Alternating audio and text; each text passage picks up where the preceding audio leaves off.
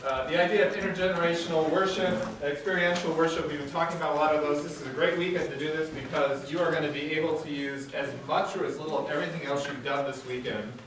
This is a couple of days. This is the final exam for everything we've done in the last couple of days. You are going to be putting together, for our closing worship, a intergenerational, as much as we are. We decided not to add a children's moment at this point.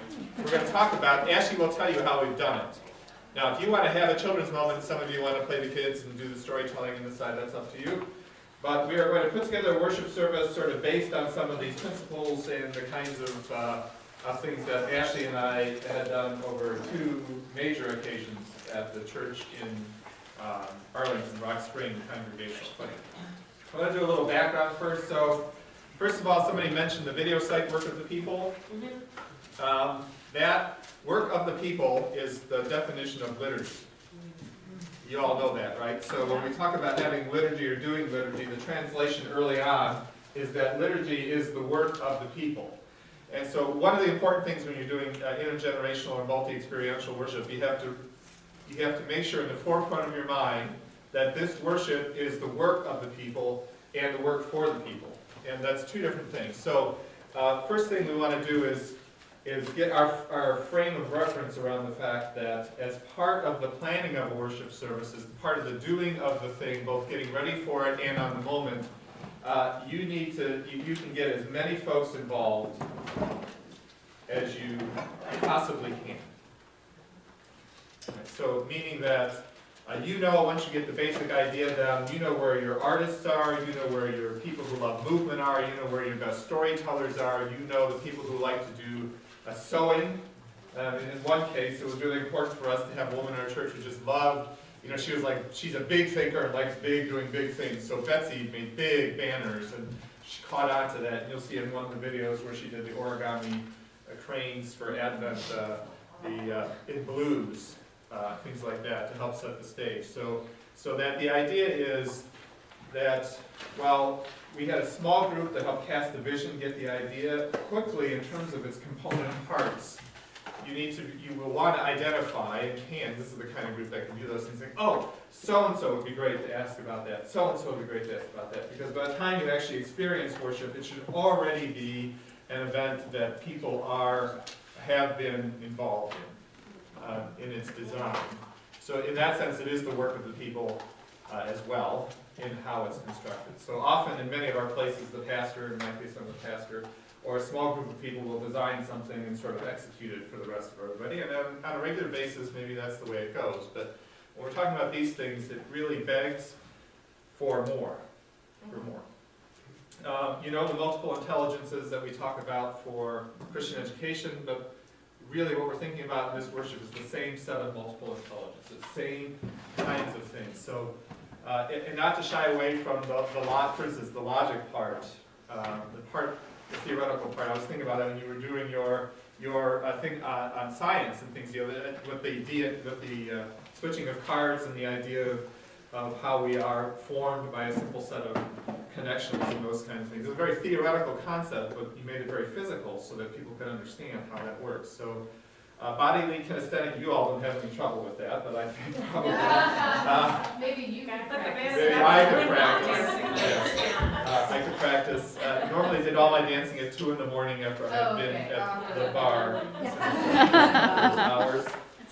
It's important with the kinesthetic things, though. It's not just what happens that people can observe. Okay, so one thing you'll hear me say again later, we need to find and build in ways to every worship experience where people at any time they choose to get up and to do something. And this, later on, I'll give you my top 5. And one of those things is, this is not a linear worship service. Things can be going on at the same time in different places, and you have to get your head around the fact that that is okay.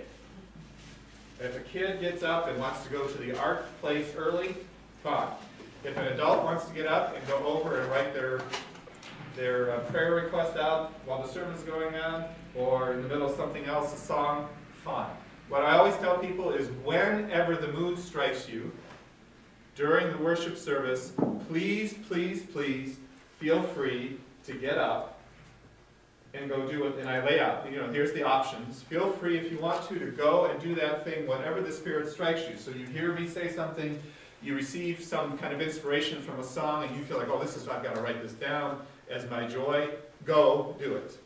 All right, so that's the first thing. Most of our worship is fairly linear. One thing happens after another, and then we have the liturgical dance, and then we have the hymn, and then we have the prayer time.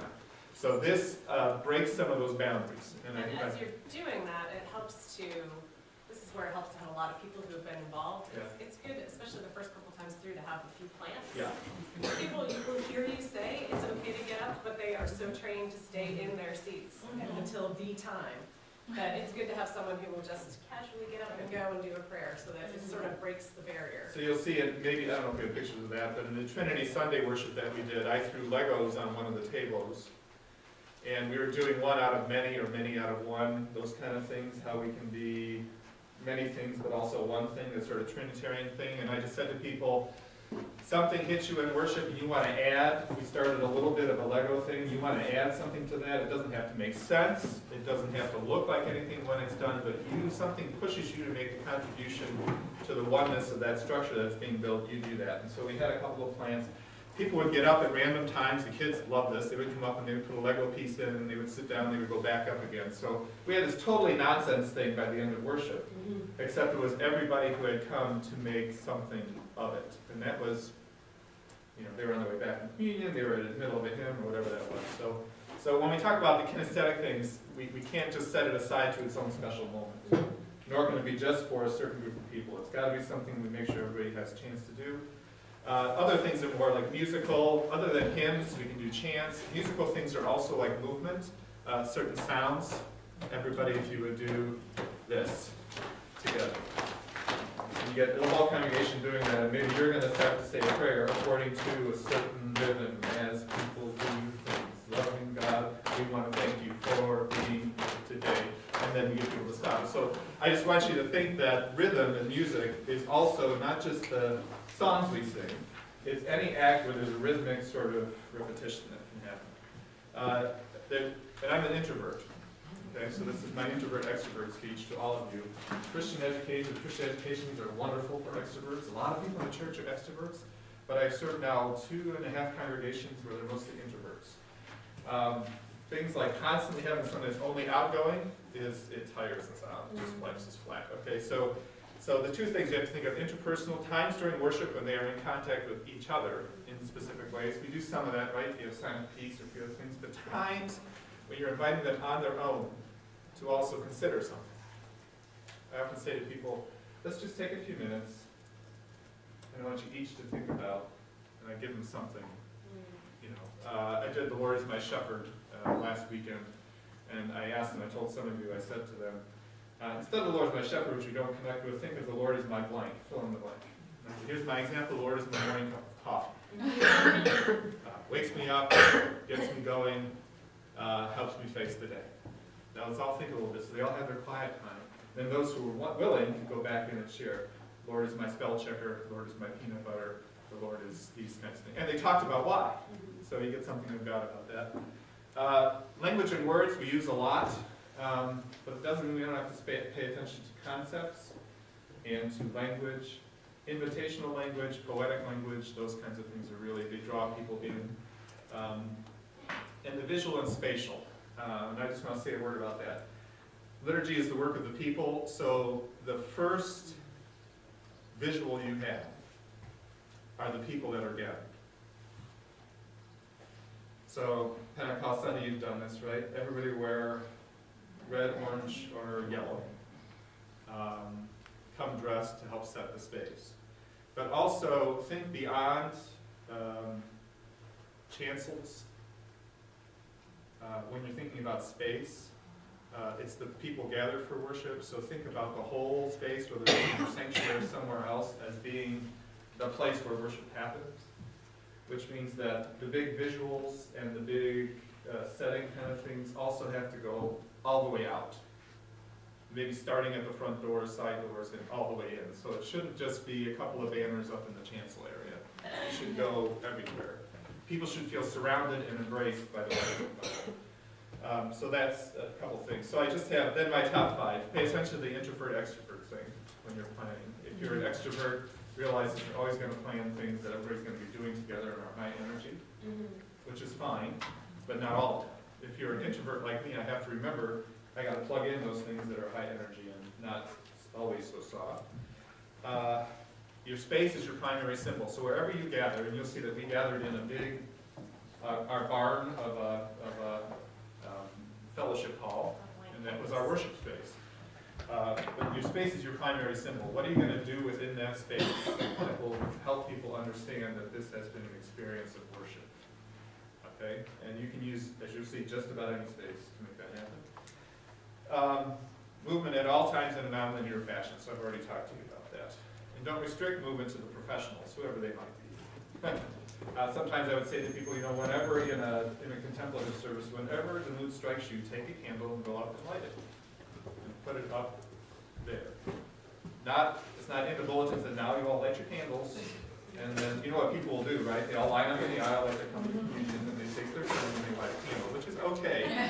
But we want them to get into the mode of having some of that happen. And then in terms of scripture, and I think Margie mentioned this in a different way earlier, what is the best to work with in terms of generating creativity is find the odd thing. We read stories so often. What I like to do is find the thing that is kind of odd about the story. And I go back to Walter Brueggemann saying that Christians ought to be an odd people, stand out. So I usually like the twists in a story, the irony in a story, the things that don't make sense in a story that we often overlook, and find the odd thing that generates some creative thinking about it. Because many of the stories we've done 1,000 times. So find the thing that sort of becomes the odd, get out. And then lastly, use everything. So we have some stuff here for you today, but when we get to planning worship today, I want you to say, oh wait, you know what?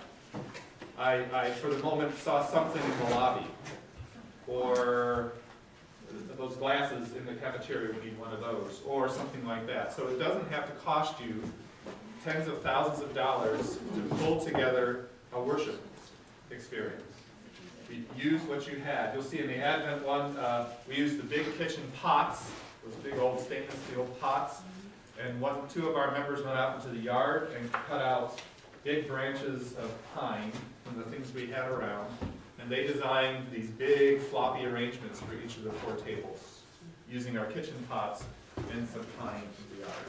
So it doesn't mean going to the florist or to the flower shop or any of those things. So think of what you've got. You all have lots of resources, whether or not you know it. Say, oh, there's that thing up in the sanctuary. Wait, there's something in her office, or his, I'm always, right? So oh wait, I've got something in my office on the shelf, and there's something over here, and just use it all. Use what you've got.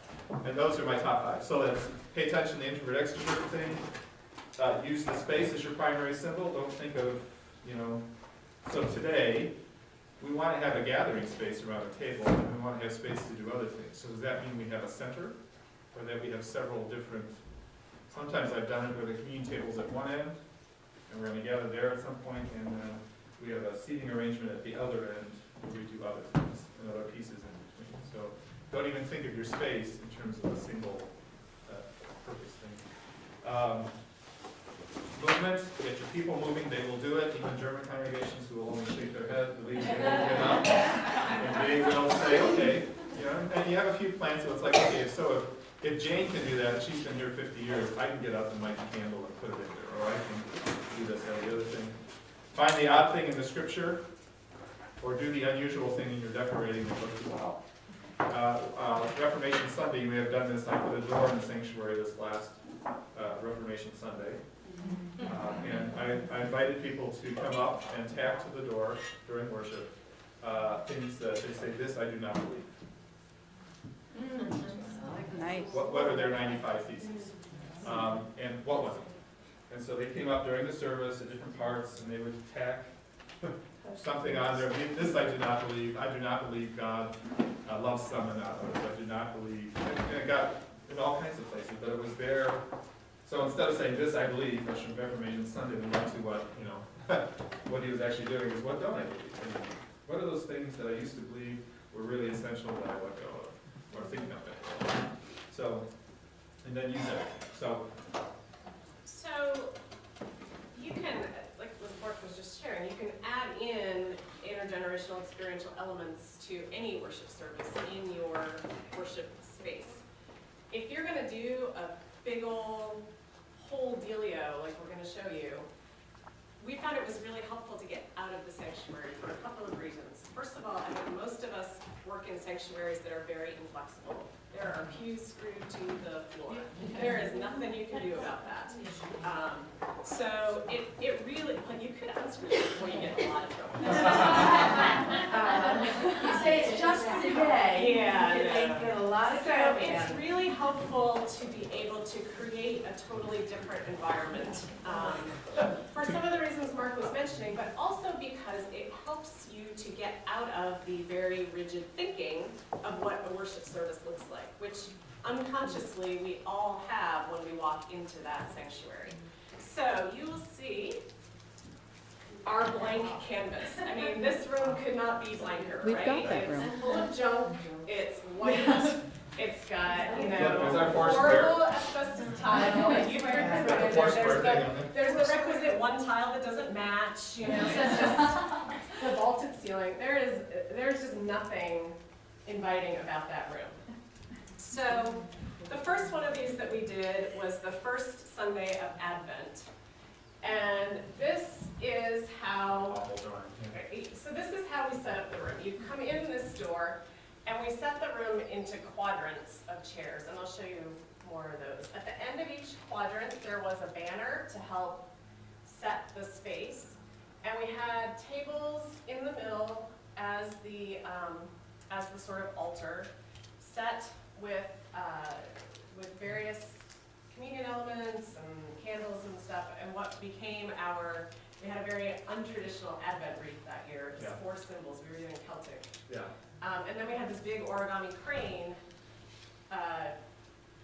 mobile sort of thing, hanging in the middle. Yeah. Along the back, we had some tables and some spaces for children. Now, I'm with you. I generally don't like putting the children in the back. But the way the room is, it just wasn't feasible to have them in the middle. And that's the way our sanctuary is too. If we're going to do something, the only open space is in the back. So, but they were very much hearable and seeable. Aside from these tall banners, there's nothing, I'll start showing you. There's nothing separating other than chairs. So you can see a little bit more. At the end of each aisle, there was a table with a banner kind of marking the space. There are the cranes. This is the center table. Some of these pots ended up getting candles put in them at different points during the service. We used different people in the congregation. It's important, if it's an intergenerational service, to have intergenerational voices. And to not, I think the tendency, it's easy to say, oh, this is a great thing for kids to do. But then it becomes Youth Sunday, and that's not what we're going for. We're going for intergenerational. So we had some older members, some younger members, all sorts of different people participating. Along the back, we had different stations for the kids. This one was where they were putting blue papers on votive holders and making candles that ended up going into the sanctuary windows for the rest of Advent. So we carried it back to the sanctuary. There was almost always a Play-Doh station because you can do anything with Play-Doh, and it's such a great tactile thing for kids or for anyone. I will say when you're choosing your children's activities, know your volunteers.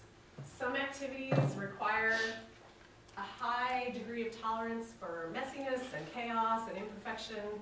Some people just can't deal with that, and that's okay, but they should not be the ones manning those tables because they'll be very uptight and want the kids to be doing it just right and very quiet, and that's not what we're going for. We want the kids to be engaged in what they're doing, but also listening. And we found that we had a lot of sort of anxiety around this. Are the kids going to be just doing crafts and not paying any attention? And during the sermon, Mark's sermon was very interactive, and a couple of kids kind of popped up with answers to questions. And then we tried to get them, our idea was that they would do these crafty things just during the sermon time, and then they'd go back with their families and be back in the full participation. And they wouldn't leave, because they were engaged and engrossed. But when we did the prayers after the sermon.